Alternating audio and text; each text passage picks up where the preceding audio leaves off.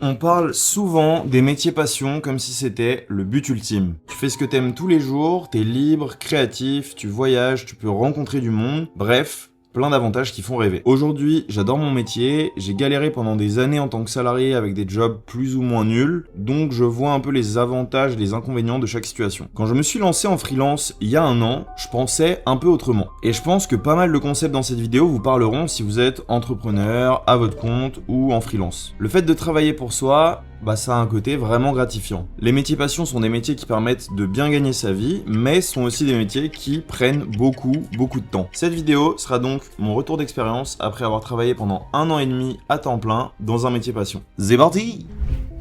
Aujourd'hui, je voulais vous parler des choses positives, mais aussi des choses un peu moins positives qui peuvent arriver quand on se lance dans l'entrepreneuriat ou en freelance. Quand t'es freelance, tu fais plein de trucs. Typiquement, pour moi qui suis vidéaste, je suis aussi monteur, comptable, coloriste, commercial, community manager, je gère le SAV, et en vrai, j'aime ça. Il n'y a pas besoin d'être le meilleur partout. Je trouve ça même plutôt génial de pouvoir essayer plein de trucs. Vraiment, peu importe le secteur dans lequel vous vous lancez, il y aura sûrement plein de trucs à apprendre et il faut le voir comme un challenge. Être un minimum bon et comprendre les choses dans son coin, ça permet ensuite de mieux appréhender la vie et le travail des autres et donc de mieux communiquer avec eux quand on travaille en équipe. Une fois qu'on a appris les bases pour soi-même, on peut discuter avec des gens bien plus créatifs ou bien plus techniques dans leur niche ou leur domaine d'expertise et avoir des échanges hyper intéressants. Bon, sur un plan purement organisationnel, les métiers en freelance sont des métiers où on a des horaires flexibles. Quand j'en parle autour de moi et quand je vois les jobs que j'ai eu en tant que salarié, des horaires flexibles, c'est attirant. On a parfois le luxe de pouvoir organiser ses semaines un peu comme on veut, ça c'est hyper cool. Mais on peut aussi parfois enchaîner beaucoup de missions en très peu de temps. On peut donc avoir des obligations professionnelles en semaine, le week-end, le soir, voire même la nuit. Et je vais pas vous mentir, il y a des semaines,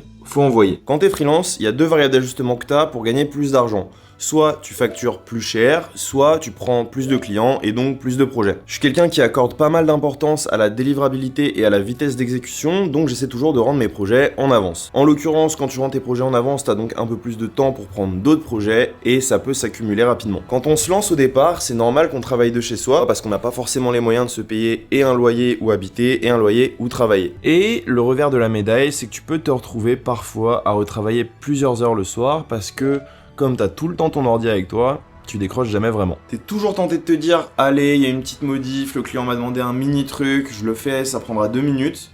Mais la vérité, c'est que ça prend rarement 2 minutes. Au début, on peut aussi avoir du mal à dire non par peur de perdre un client, et on peut avoir du mal aussi à poser ses limites à pas mal de niveaux. On veut prendre un max de prestations parce qu'on est dans l'insécurité financière, on veut prendre un max d'expérience parce qu'on est au début de sa production et de son craft et donc on a envie de devenir meilleur. On a envie de gagner de plus en plus de preuves sociales, à aller chercher des clients de plus en plus prestigieux. Et c'est là que j'ai commencé à avoir l'impression que le plaisir de créer et d'exercer un métier que j'aime profondément, ça pouvait commencer à se transformer en espèce d'addiction au rendement. À force de travailler chez moi toute la journée, j'avais beaucoup plus envie de sortir le soir, voir des gens ou autre, juste parce que j'avais été enfermé toute la journée. Je me suis rendu compte que les jours où j'étais pas chez moi de la journée parce que j'avais un tournage ou parce que j'avais quelque chose à faire en dehors, le soir j'étais beaucoup plus content de retrouver mon appart et d'être chez moi tout simplement. Après avoir pas mal réfléchi sur le sujet, j'ai décidé de me fixer quelques limites et de me créer un nouvel environnement de travail.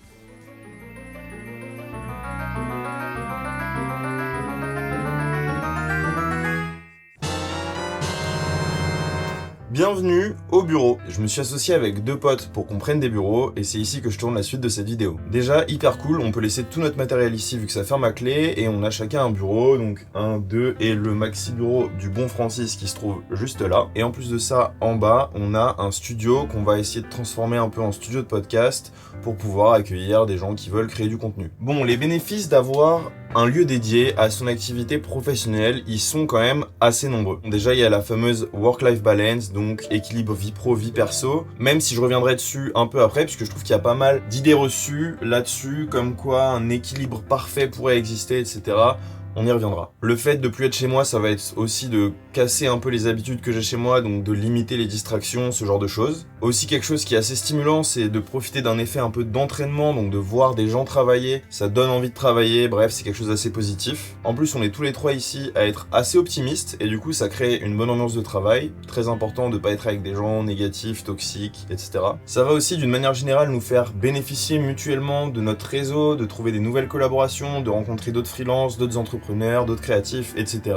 Un truc qui va fonctionner un peu plus pour moi que mes deux collègues, c'est le fait que on puisse s'échanger un peu nos compétences et notre matériel. Étant donné que moi je fais de la vidéo que depuis 1 an et demi, 2 ans, c'est vrai que j'aurais beaucoup plus à apprendre d'eux qui font ça depuis 10 ans que l'inverse. Ouais, je suis un peu le newcomer de l'audiovisuel. En tout cas, moi j'ai mon petit bureau juste là et je vais être hyper bien pour travailler. Être en freelance, ça me permet de faire un métier qui me passionne, ça m'apprend aussi à mieux me structurer, à apprendre à dire non, à gérer mon stress, à m'écouter, bref, tout un tas de choses. Franchement, j'ai plus progressé sur un tas de sujets en 1 an et demi qu'en 10 ans de salariat. Et pas seulement en vidéo, aussi en marketing, en relations clients, en communication, en commercial. Bref, ça a eu un impact énorme sur ma vie quotidienne. Grâce à ce métier, j'ai visité des endroits chouettes, j'ai pu rencontrer des entrepreneurs, des créatifs, des gens archi inspirants, des personnes qui m'ont globalement tiré vers le haut et m'ont aidé à progresser. J'ai parlé énormément de ce rapport équilibre vie pro vie perso avec d'autres freelances, et au final, je me rends compte que quand on aime ce qu'on fait, c'est normal qu'il y ait un déséquilibre au début. Je me dis que c'est pas une mauvaise chose tant qu'on en a conscience. Déjà parce qu'on a rien sans rien et c'est normal de travailler dur quand on lance son activité. Devenir bon, créer un réseau, trouver de la récurrence, tout ça, ça demande beaucoup de temps. J'ai passé parfois des week-ends, des nuits à être en tournage, en montage pour respecter des deadlines